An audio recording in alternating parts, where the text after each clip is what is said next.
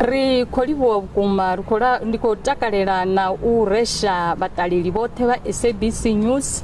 Ri khou tama u sumbedzisa hezwi kha vhareili vha mimoḓoro yoṱhe yo fhambananaho. Ri a zwiḓivha uri vhe vha vha vha mahayani vha khou tea u humela murahu mishumoni yavho. Ri khou ita khuelelo khavho uri musi vha tshi khou humela murahu ndi zwa ndeme kha zwive kha vhone vhaṋe uri vha swike vho vhulungea.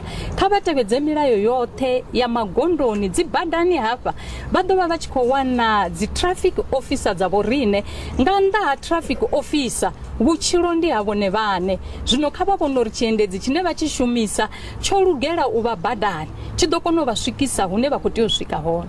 The Truckers Association of South Africa is today conducting a safety campaign in Limpopo, where alongside MEC, Transport MEC Florence Radzilani, they've been interacting with truckers that are moving in and around Limpopo to find out how they are keeping safe this festive season on the road. If ba lefa a trip, re nyako tseba gore ba le dumella gore le khutse mo tseleng na, because the accident they are caused by fatigue. We were communicating this message to the president to say truck owners must also respect their drivers, must also ensure that their vehicles are roadworthy, so that when you are inside, when you are driving this vehicle, you must also enjoy.